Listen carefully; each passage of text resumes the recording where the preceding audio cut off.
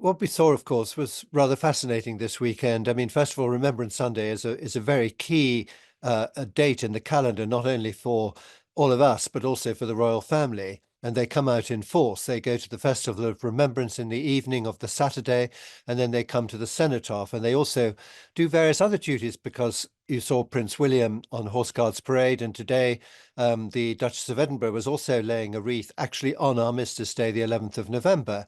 And so what, having gone through this rather difficult year with the King having been ill and Catherine, Princess of Wales, having been ill, Princess Anne having had a nasty accident, which kept her in hospital for a week. The Duke of Kent also, of course, had a big operation earlier on, so he was on the balcony as well. So what I'm really trying to say is that there was a tremendously sort of a united family, and there were one or two rather touching gestures. For example, when Sophie put her arm on Catherine's back, sort of reassuring as she left. And I just thought, this is a family sticking together. This is a family supporting each other, which is what the royal family do at their best, and an example which they, in a sense, set for all of us. So you asked me about Prince Harry. It would be very surprising if he watched it all, if there wasn't a sort of a bit of a pang of thinking, well, that's what I've given up, and that's what I've said goodbye to as I sit out here in Montecito in the sun, trying to make money and trying to advance the various causes which they hold to their heart. Um, all I can really tell you as an example, I was thinking about this, is, I used to go many times to the Duke of Windsor's house, and that was full of reminders of his earlier royal life. I mean, all the servants were in livery, there were coronets everywhere, there were sort of regimental drums, maps of his travels, and it was quite obvious that he missed what he had given up. He had been king emperor of two-thirds of the world's population, and he'd handed it all back on a plate and set off into a rather uncertain exile. And although obviously Prince Harry's situation is rather different, nevertheless, that is an example of the way people do tend to feel on these occasions. Well, obviously, I can't tell you what's in Prince Harry's head. All I can tell you is what perhaps ought to be in his head, or what I think is likely to be in his head. I mean, he used to lay a wreath at the cenotaph alongside his brother, when the Queen was alive. And indeed, he asked in the year after they left if a wreath could be laid on his behalf, and he was told no, because you're not a working member of the royal family anymore. You may remember on that occasion he put on a poppy, and he actually went to a cemetery and laid a wreath there, which was a sort of seen to be a kind of a counter stand, if you like. He was appointed Captain General of the Royal Marines. As you rightly say, he does a very good job with the Invictus Games. He was a serving soldier. I think it was probably the happiest time of his life, to be quite honest, when he was in the army. He found his métier. He found himself. He got on terribly well with the men. They all loved him. Indeed, of course, when he's doing his other duties in the Commonwealth, likewise, they all loved him. He was doing a very good job. So it would be very surprising if he didn't feel a certain amount of remorse or a few pangs of, golly, that's what I've given up. Yeah, I think he also spoke quite fondly about his time in Afghanistan and just He long did. before the Invictus Games and things like that. I'm sure for Meghan, it's probably there's not that sort of ties, not just the military culture, but also just because she isn't British.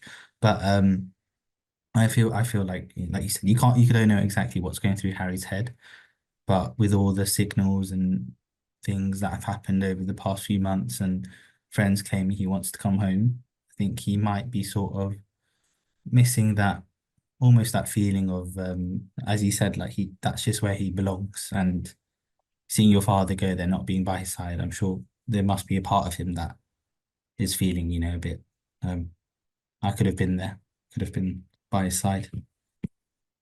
It would be unnatural if he didn't feel that sort of thing. And again, his father's about to have a birthday. He's about to be 76. He's been extremely unwell. Prince Harry's taken no part in any of that at all. But of course, the problem is, people may say he wants to come home. I don't think there's any actual indication that he wishes to sort of resume a royal life. And it would be extremely complicated should he wish to do so, because Meghan Markle doesn't want to come back to this country, and people don't actually like her very much here anymore because of all the things she's done. So were he to come back, I mean, it would be quite a long process, I think, because unfortunately, as you know better than me, there's an enormous interest in everything that Prince Harry does. So if he did come back, even if he decided he would become a working member of the royal family again, if that option was open to him, it would be a distraction from the main things which the king is doing, and that's wrong. It's wrong for minor members of the royal family to distract from what the monarch is doing. They are there to support the monarch, and that's what you saw over the weekend. You saw those members of the royal family that were able to come out were there supporting the king and showing unity, because Queen Camilla wasn't there this weekend. She's got a chest infection, so she was absent. So there's another one who was under the weather. It was lovely to see Catherine back there. I mean, that Festival of Remembrance is a very long evening, and she went through all of that. And the next day, out she came looking splendid. And I've seen a lot of things in the newspaper about the significance of the jewelry that she was wearing. Nobody seems to have mentioned her wonderful hairstyle. I mean, that really had been worked on, and she looked fantastic. Thanks, Hugo. And I do think the whole point of the unity, despite not everyone not being there, was really important for the family. And with that in mind, do you think, despite who's not there for whatever reason, that maybe Prince Harry, Prince Andrew, things like that, do you think in some ways the family think that that show of unity is kind of like, we're still staying strong despite all the allegations in Spare and the Netflix documentaries, and sort of that they're almost like better off without him, or they just keeping going and moving along? Well, I think that they like showing, unity, and they like to do their duty, and they like to come out and show respect for all the fallen, because here we are, our generation, mine and younger, have had a really easy life compared to what my father's generation, for example, had. My father was wounded in the war. My mother was driving a general around in ambulances and things in the war when she should have been out having fun. We went through the pandemic. At pandemic, we were just told to stay in our own homes. Compared to what my father's generation went through, and the work that they did to keep the nation free. That's what they're showing. So I don't think that they're specifically sort of worrying particularly about the fate of Prince Harry, or indeed to some extent Prince Andrew. I mean, they're just getting on with the job, frankly, and that is the message that is so good that the royal family do. And the Queen, the late Queen, was particularly good at just getting on with it and just having such a clear vision of what it was to be our Queen, and just going straight forward despite all the javelins that are thrown, and all the contentions, and all the you know sometimes the things said in the media and so forth. Just get on with the job. It's the best advice you can give. I give it to myself the whole time. That's definitely true. And I think you have talked to me a lot about it before, about Harry just not, um, Harry specifically, just not seeing the service in that way, just not getting on with the job, which you've said to me that he was really good at and he was really loved by it. So I think that if he was there, that everyone would have really loved him, would have really supported him. And as we mentioned before, I think because it's the military, something's even closer to him, that he may indeed be feeling the regret. Do you think there's a chance of any, reconciliation with Harry, or just in terms of the military thing, do you think that would be a bit more poignant for him as his daily life? And he's looking at those photos probably of his father, his brother, and thinking, well, that's something I could relate to, being in Afghanistan and things like that. And do you think that's a bit more sort of poignant for him in terms of reconciliation? Not that it might happen, but just the thoughts. I think that I think that people are very drawn to what they were brought up with. I mean, if I talk in a sort of general sense, I've known one or two people who've sort of left home and gone and sort of lived in Morocco. And what do immediately? They start sort of putting on, reading the lesson in the local church and putting on the Christmas pantomime, to some extent, everything they were trying to get away from. And so it is a sort of natural feeling that you want to go back to your roots.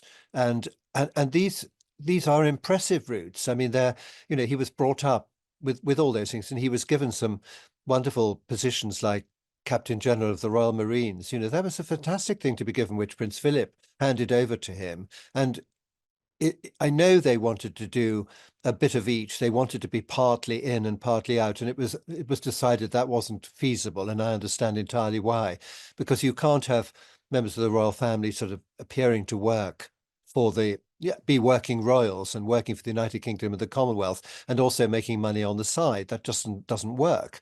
I mean, it's not on. And so they were told that no, you have to do one or the other, and they chose the other.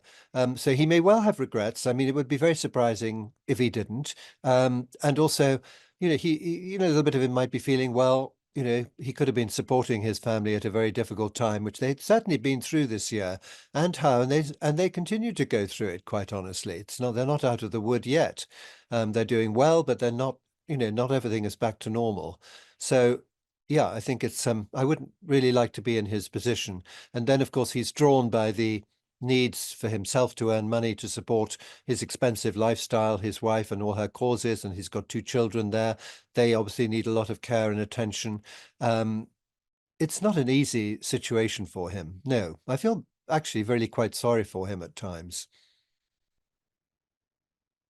Yeah, I mean, I do agree that the roots are really strong, especially for Harry.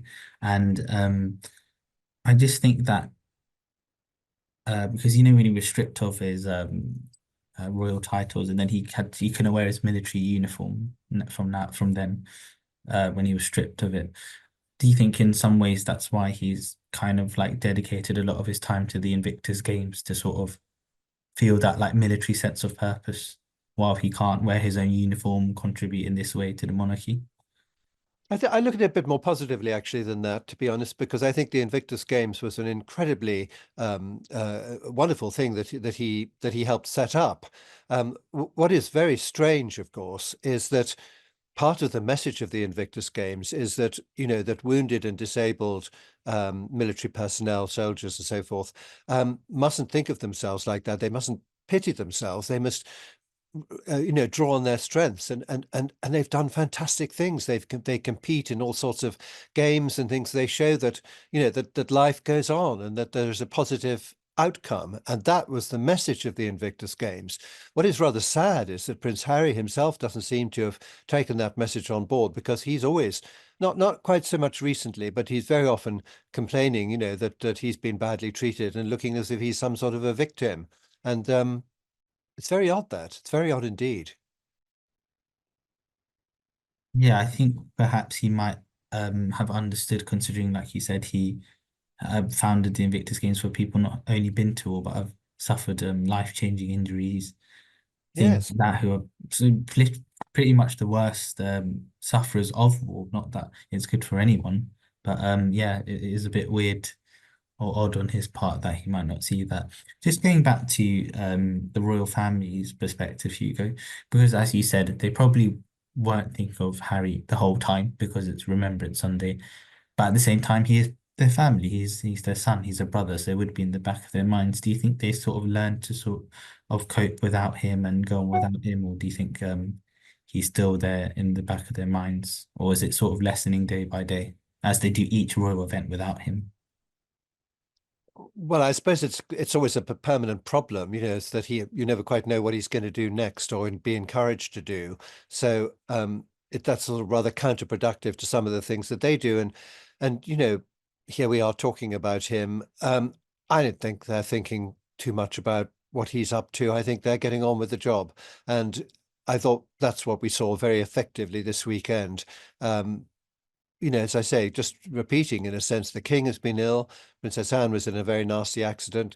Queen Camilla was not present because she had a chest infection. Catherine, Princess of Wales, had been undergoing treatment for her cancer, and yet she was there at the Festival of Remembrance and also on Remembrance Sunday. And, and other members of the royal family who are getting old were also there. And, it's just showing incredible unity and great respect for those who fell in the conflicts of the 20th century and others. That's really the point. Yeah, thanks, Hugo. I think yeah, you're right. In terms of this event specifically, they're very focused on the people and the families that have been affected. I just think also they might be sort of focusing more on Princess Kate and how she's recovered and things like that, as opposed to Harry. And would you agree that I think it's quite a common opinion, to be fair, but is it like Prince Harry, they do miss him, but at the same time, it's like he's just not there, so they just have to get on with the job. Well, I think that there's certainly we were all very pleased to see the Princess of Wales, Catherine, at those two events because every time she appears, she's immensely popular, and she hasn't appeared very often. If it's an indication that she is going to appear more, I think we'll all be delighted, but I mean, once again, we have to appreciate that her recovery is not going to be overnight. She's got to continue to get well at her own pace, and that I think is generally accepted. But we welcome any appearance by her, and I don't like to make predictions, but let's just hope that she might be appearing at her fantastic carol service that she arranges in Westminster Abbey each year, slightly nearer Christmas. I bet you she'll do anything she can to be at that. So that is the positive side. And as far as Prince Harry is concerned, he's out in Montecito doing his own thing. That's not really the point.